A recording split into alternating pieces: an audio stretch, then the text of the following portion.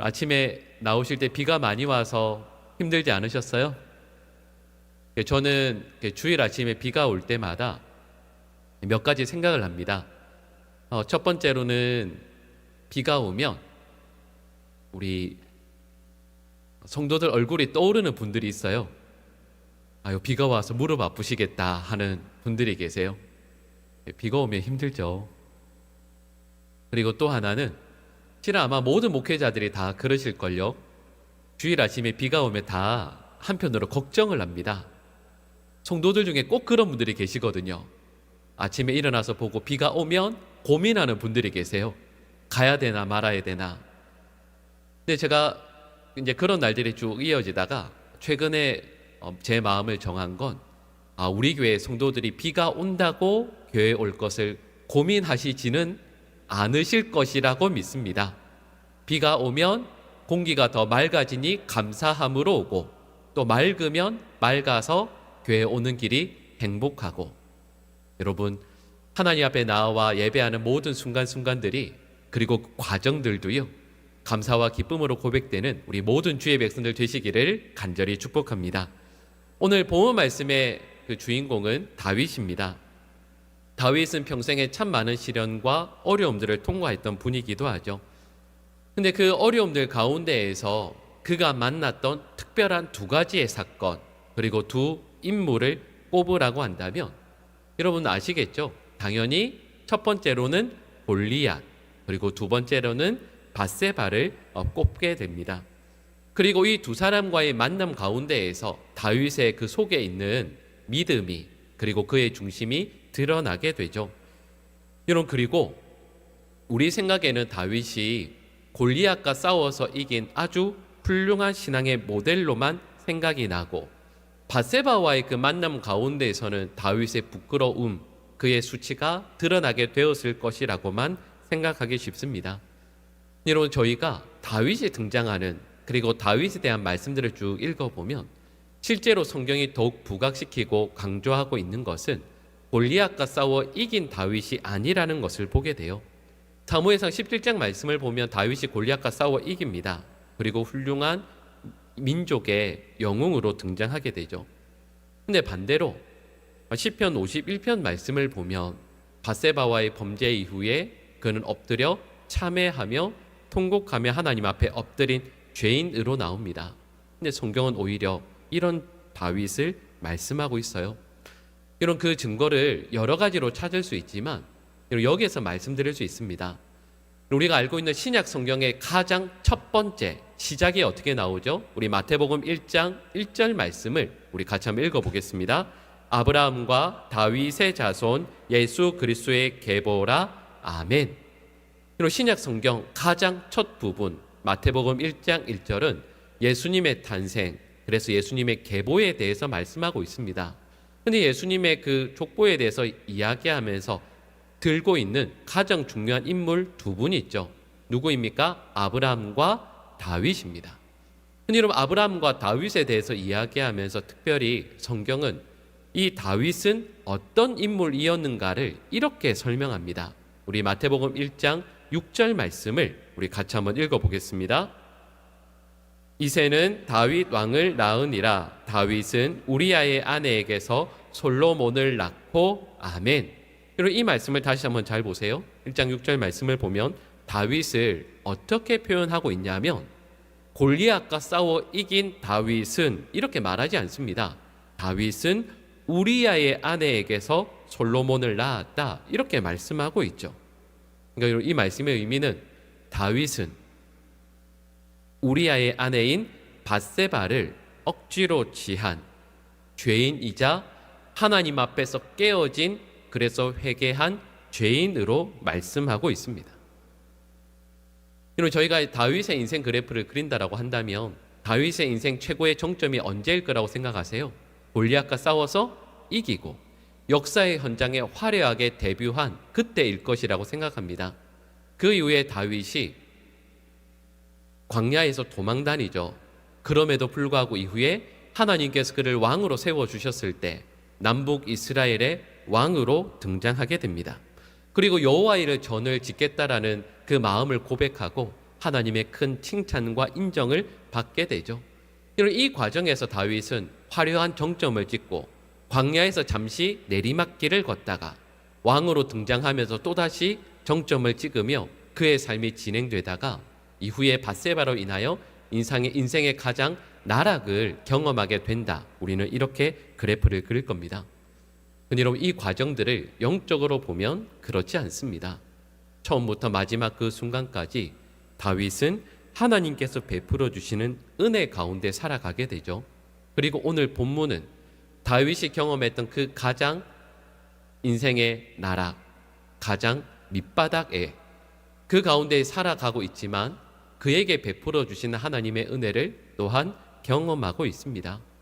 그리고 이 순간 하나님께서 그에게 베풀어 주신 은혜가 무엇인지를 오늘 본문 가운데서 두 가지로 살펴보겠습니다.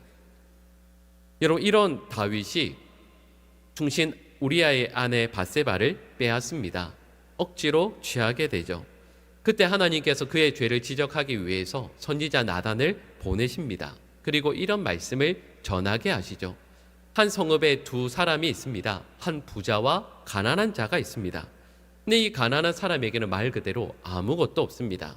그에게 있는 것이라고는 그저 오직 딸처럼 아끼고 사랑하는 아주 작은 어여쁜 암양 새끼 한 마리만 있었습니다.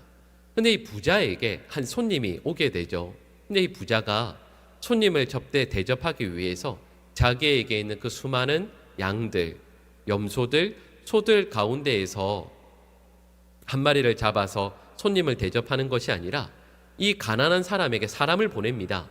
그리고 그에게 있는 마치 딸과 같은 암양 새끼 한 마리를 억지로 빼앗아서 그것을 잡아 손님을 대접하였습니다.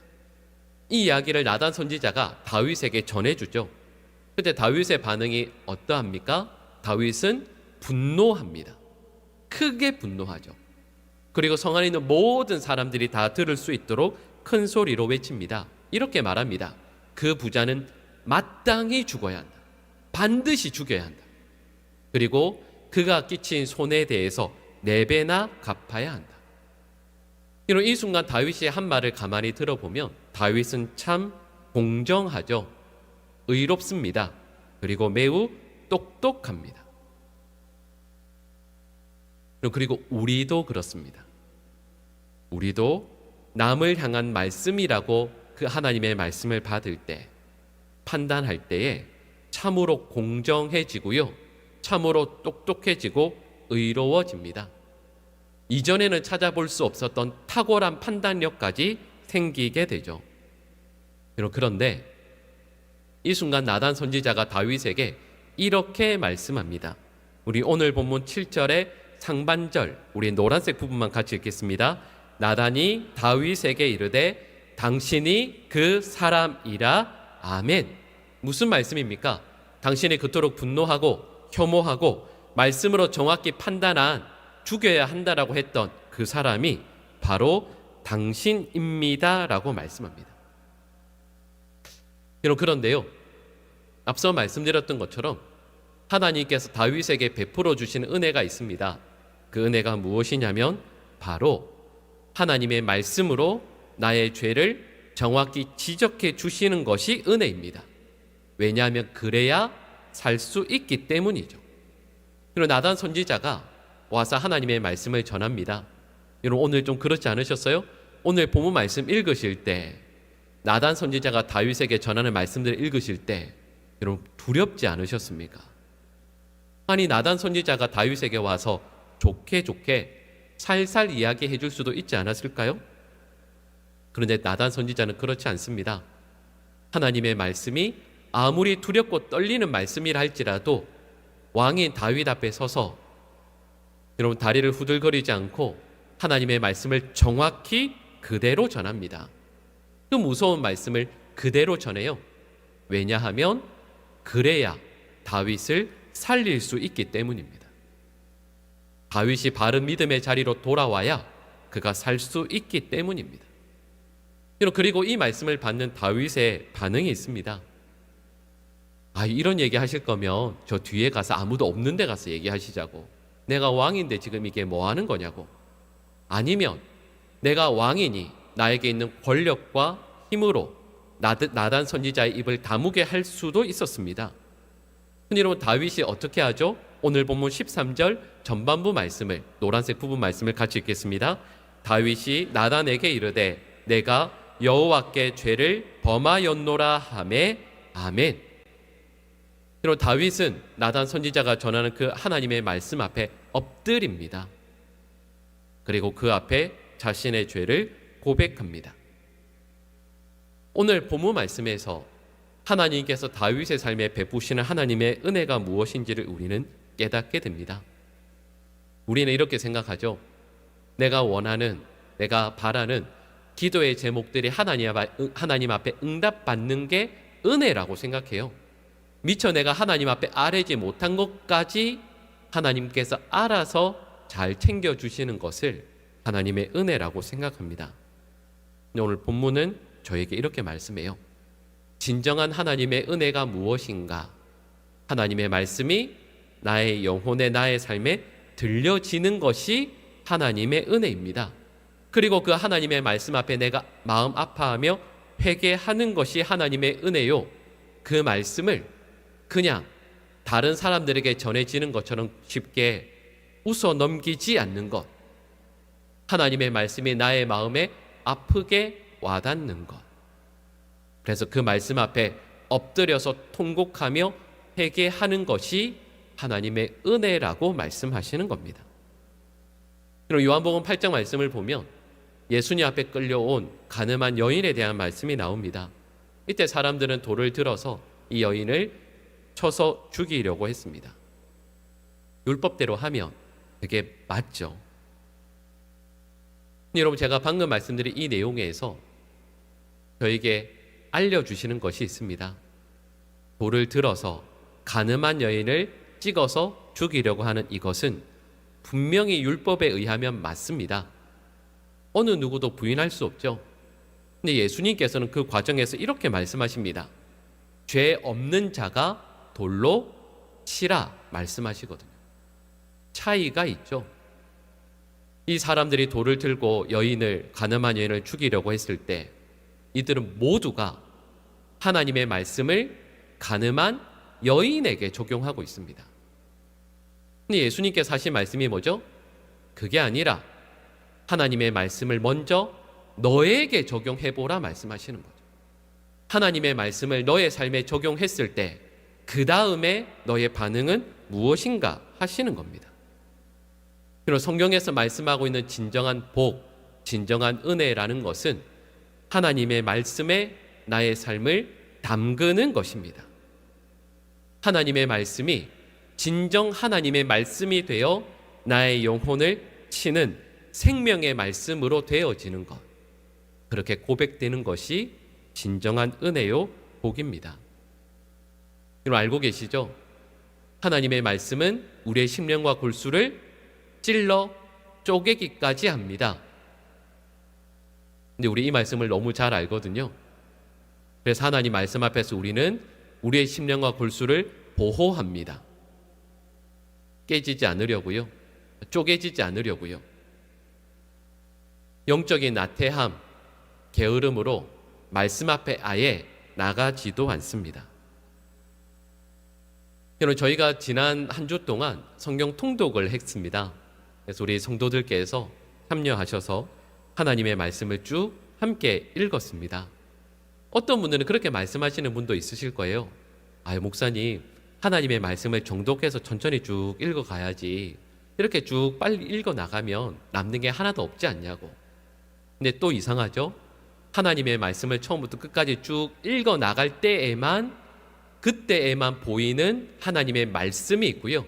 그때에만 들려지는 하나님의 말씀이 있습니다. 그때 깨닫는 하나님의 말씀이 있죠. 만나게 되는 은혜가 있습니다. 하나님의 말씀을 읽어나가는 방법 중에 이것도 있고요. 또 하나의 방법이 있습니다. 영성신학을 공부하면서 배웠던 내용인데요. 거기에서는 하나님의 말씀을 한 절도 아닙니다. 한 절을 읽어가면서 거기에 나오는 한 단어를 가지고 30분이든 1시간이든 그 말씀을 깊이 묵상합니다. 말씀 한 절을 말씀 한 단락을 1시간이든 3시간이든 4시간이든 깊이 묵상합니다. 통독을 하든 그리고 하나님의 말씀을 이렇게 묵상하든 중요한 것이 무엇이냐면 하나님의 말씀과 대화하고 담긴 하나님의 말씀을 알기 위해 성령의 은혜를 구하면서 그 다음이 중요해요. 하나님의 말씀 앞에 바르게 서는 것입니다. 하나님의 말씀 앞에 서게 될 때 비로소 하나님의 말씀이 나의 심령과 골수를 찔러 쪼갭니다. 내 옆에 있는 누군가를 위한 말씀이 아니라 바로 나를 위해 하나님께서 지금까지 나에게 주시는 말씀임을 경험하게 됩니다. 그리고 이것이 성도가 경험할 수 있는 최고의 은혜요 복이라 할 수 있습니다. 여러분, 다윗이 받은 은혜가 무엇이겠습니까? 하나님의 말씀이 나에게 들려지는 겁니다. 여러분, 오늘 이 말씀을 대하는 다윗이 이전에 예배를 드리지 않은 게 아닙니다. 밧세바를 데리고 나서 오랜 시간이 지났거든요. 그리고 이 말씀은 우리로 말하면 주일마다 예배 드리지 않았겠습니까? 하나님께서 기뻐하셨다라고 말씀하셨던 그 다윗의 장막에 다윗이 날마다 나아가서 예배하고 말씀을 묵상하지 않았겠습니까? 그런데 그 모든 말씀이 다윗의 영혼에, 다윗의 심령에 들어와서 박히는 말씀이 되지 못했습니다. 그 모든 말씀들을 나를 향해 주시는 말씀이라고 받지 않았기 때문이죠.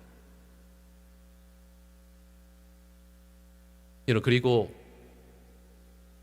방금 드린 이 말씀에서 예외인 성도는 아무도 없습니다. 하나님의 말씀을 바로 나에게 주셨는데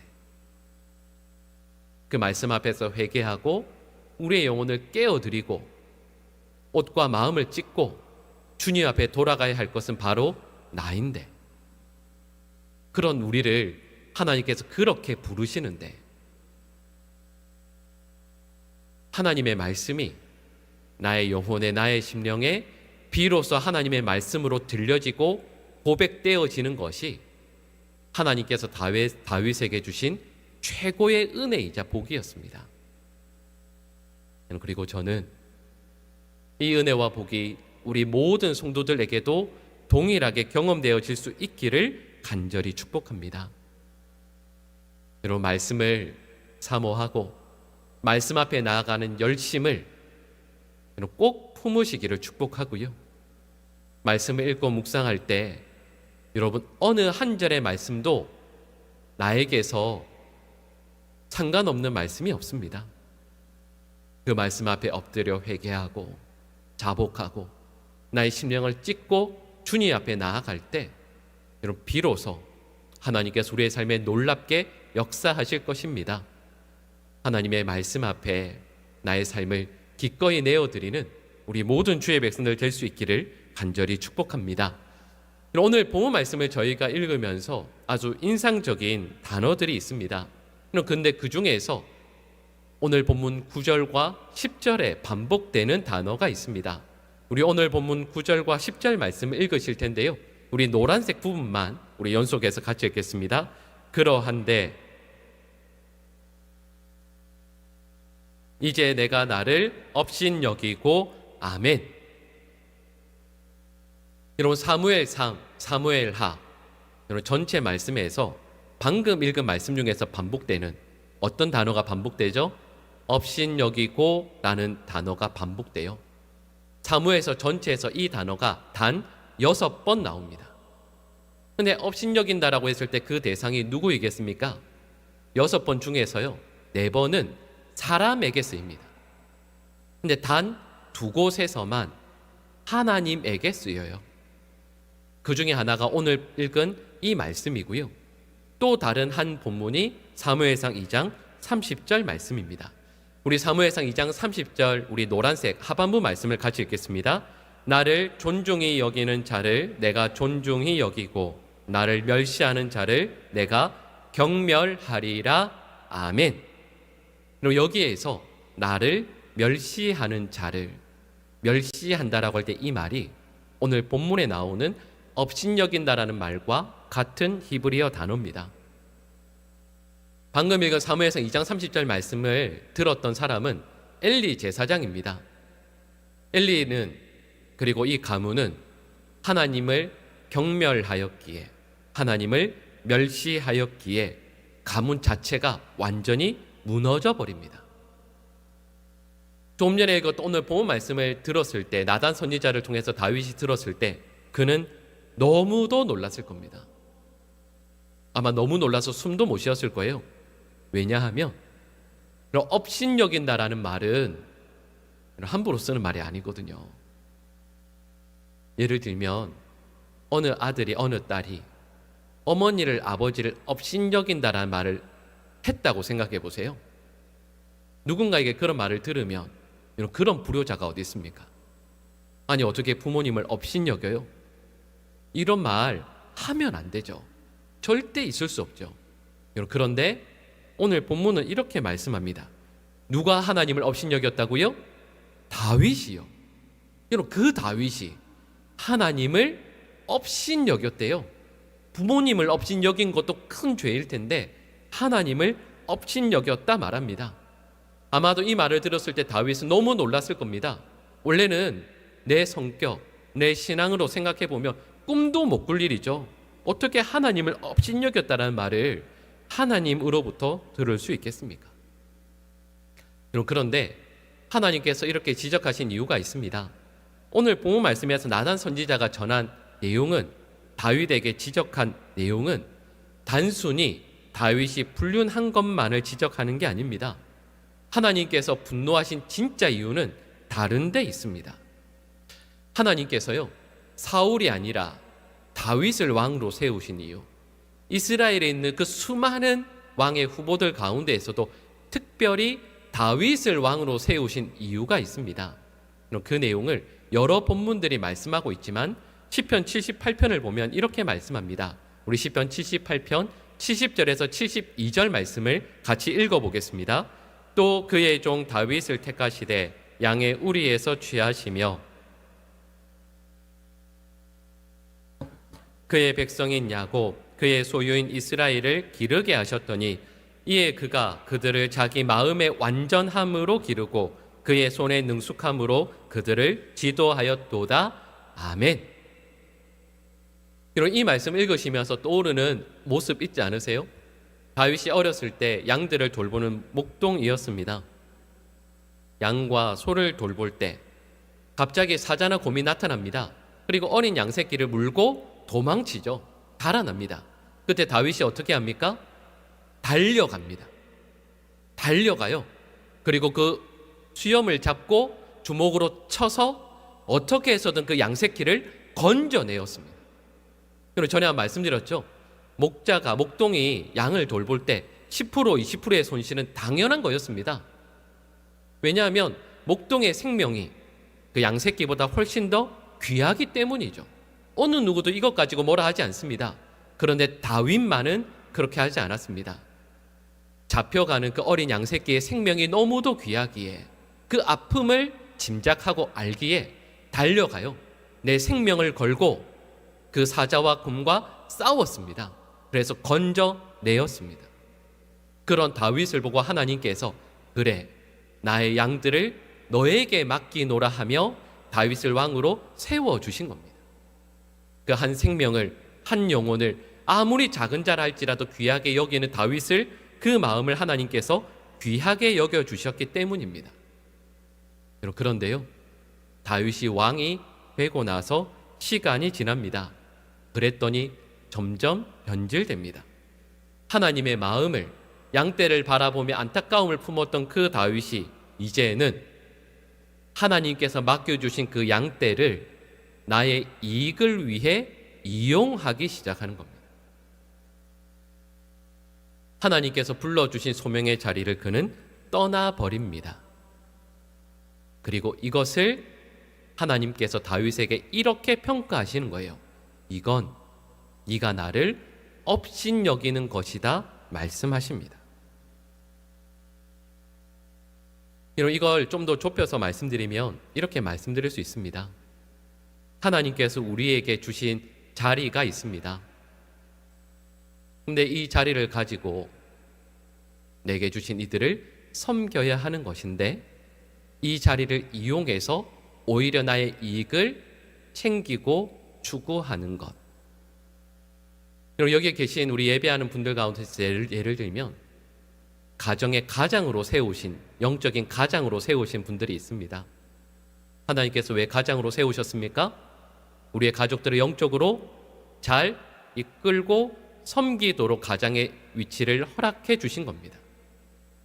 근데 내가 가장이니 가정을 통해서 나의 이익을 얻으려고 하는 바로 그 순간, 그것은 하나님을 업신여기는 일이 되는 것이죠.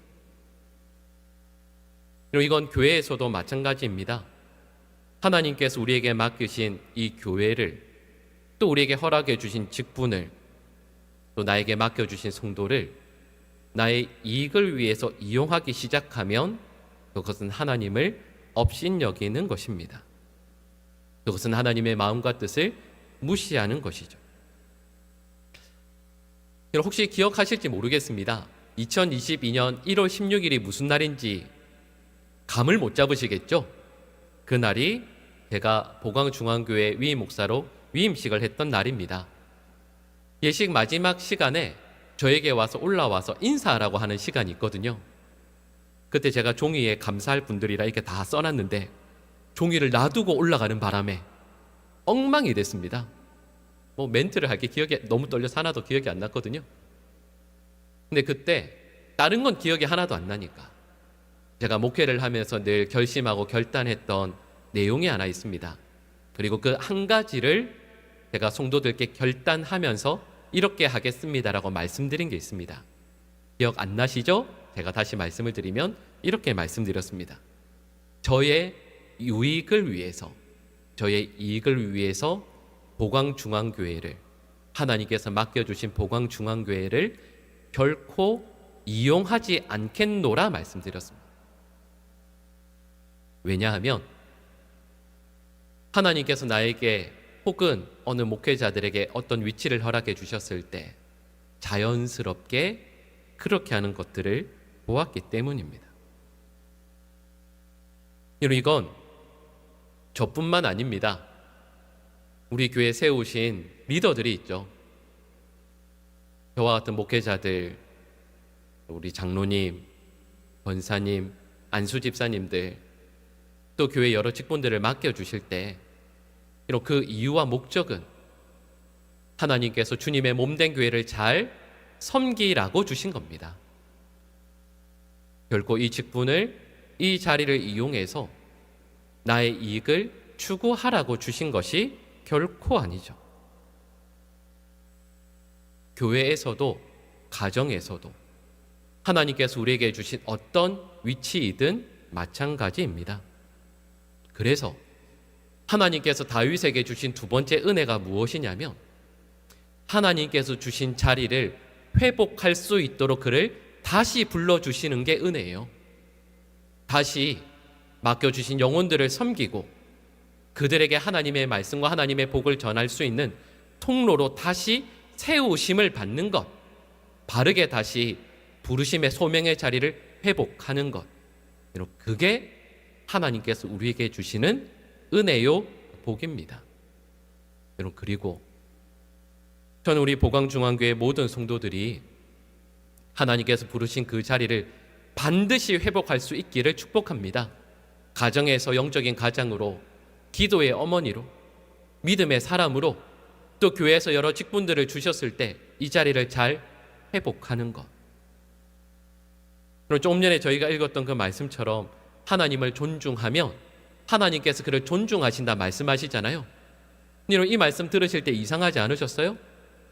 하나님을 존중하는 건 당연한 거잖아요. 피조물이 창조주를 존중하는 건 당연한 겁니다. 상을 바랄 게 아니에요. 당연한 거예요. 근데 하나님께서 이렇게 말씀하시죠. 너희가 나를 존중하면 나도 너희를 존중하리라. 맡겨주신 자리를 잘 지켜내면 내가 너를 반드시 높이 들어 하나님의 영광을 허락하실 것이다 약속해 주십니다. 여러분, 우리 모든 성도들이 나에게 주신 자리를 꼭 회복해서 하나님의 영광을 누리고 또 영광 가운데 살아가는 하나님의 백성들 될 수 있기를 간절히 축복합니다. 기도하겠습니다. 사랑의 하나님, 밧세바로 인하여 넘어지고 아프고 힘든 그 순간에서도 베풀어 주신 하나님의 은혜로 인하여 다시 회복되어지는 다윗을 만납니다. 하나님의 말씀이 나에게 주시는 말씀으로 고백되어지고 경험되어지는 은혜를 저희 모두에게 허락하여 주시고, 하나님께서 저희를 부르시고 세우신 그 이유와 목적을 잘 감당하여 그 소명을 회복하는 모든 믿음의 백성들 되게 하여 주시옵소서. 예수님의 이름으로 기도합니다. 아멘.